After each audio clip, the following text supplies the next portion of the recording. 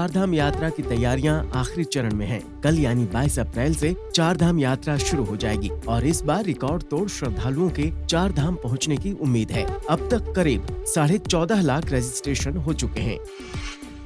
चारधाम यात्रा के तहत यमुनोत्री और गंगोत्री धाम में तीर्थयात्रियों की सुविधा के लिए स्लॉट सिस्टम तैयार किया गया है। इसके जरिए यात्रियों को मंदिर में दर्शन करने का समय और नंबर दिया जाएगा, जिससे भक्तों को दर्शन के लिए लंबी कतार में नहीं लगना पड़ेगा। चारधाम यात्रा पर आने वाले तीर्थयात्रियों के पंजीकरण के वेरिफिकेशन के लिए बड़कोट, हिना, सोनप्रयाग और पांडुकेश्वर में स्कैनिंग मशीनें लगाई गई हैं। मोबाइल पर QR कोड को स्कैन करके तीर्थयात्री के पंजीकरण का सत्यापन किया जाएगा। उत्तराखंड स्थित बद्रीनाथ धाम अब नए स्वरूप में नजर आएगा। केदारनाथ धाम के बाद अब बद्रीनाथ धाम में भी नए मास्टर प्लान के तहत निर्माण कार्य तेजी से चल रहा है।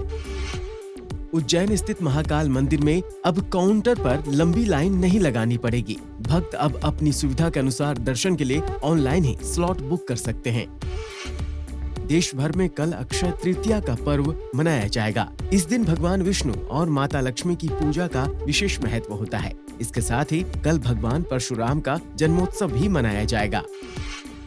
वृंदावन स्थित ठाकुर श्री बांके बिहारी मंदिर में कल अक्षय तृतीया के मौके पर सभी भक्त ठाकुर जी के चरणों के भी दर्शन कर सकेंगे। कल वो पायल धारण करेंगे। पटना से वाराणसी तक जाने के लिए जुलाई से डबल डेकर क्रूज चलाने की योजना तैयार की गई है। बता दें, इस क्रूज से मात्र 8 घंटे में पटना से काशी तक का सफर तय किया जा सकेगा। बता दें, पटना के दीघा घाट से रवाना होकर ये क्रूज वाराणसी से रविदास घाट तक पहुंचेगा। वाराणसी में कल से यानी 22 अप्रैल से गंगा पुष्कर मेले की शुरुआत होगी, जिसके लिए प्रशासनिक तैयारियां अब पूरी हो चुकी हैं। इस मेले में लाखों की संख्या में श्रद्धालुओं के आने की उम्मीद है।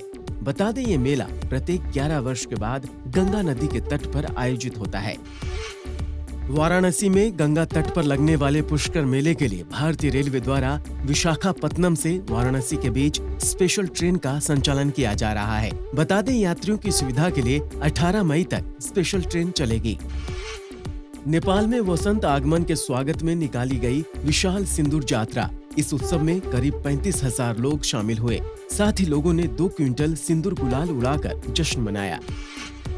असम के कोकराझार जिले में बैशागु महोत्सव बहुत ही शानदार तरीके से मनाया गया। इस दौरान लोगों ने पारंपरिक पोशाक धारण कर बोडो नृत्य भी किया। इस महोत्सव में महिलाओं ने भी बढ़ चढ़कर हिस्सा लिया। उत्तर प्रदेश के प्रतापगढ़ में प्रभु श्री राम और खाटू श्याम जी का मंदिर बनाया जा रहा है। करीब 65 लाख रुपए की लागत से मंदिर के निर्माण का कार्य किया जा रहा है। देश भर की नदियों के विकास का कार्य किया जाएगा। बता दें, national mission for clean Ganga कार्यक्रम के तहत देश भर की 109 नदियों को विकसित किया जाएगा। इसमें झारखंड के 5 जिलों की नदियों को भी शामिल किया गया है। देवघर स्थित बाबा बैद्यनाथ धाम में भक्तों की भीड़ में लगातार वृद्धि हो रही है। धाम में गर्मी के बढ़ते कहर को देखते हुए श्रद्धालुओं के लिए विशेष प्रबंध किए गए हैं। मंदिर परिसर में बिछाए गए कालीन पर समय समय पर पानी का छिड़काव भी किया जा रहा है। देवघर स्थित बाबा धाम के प्रशासनिक भवन में समिति और अन्य विभाग के अधिकारियों के साथ बैठक हुई, जिसमें सुबह और शाम को अर्घा की व्यवस्था करने पर चर्चा हुई। साथ ही शीघ्र दर्शनम कूपन की राशि बढ़ाने पर चर्चा हुई। अयोध्या में राम मंदिर की सुरक्षा के लिए मॉडर्न टेक्नोलॉजी की मदद ली जाएगी। 77 करोड़ रुपए की लागत से आधुनिक टेक्नोलॉजी पर आधारित सिक्योरिटी सिस्टम तैयार करने का फैसला किया गया है। वृंदावन के भोगला आश्रम में स्वामी हरि चैतन्यानंद सरस्वती जी महाराज के श्रीमुख से श्रीमद् भागवत कथा का आयोजन किया जाएगा। 24 से 30 अप्रैल तक चलने वाली इस कथा का सीधा प्रसारण आप सत्संग टीवी पर देख सकते हैं।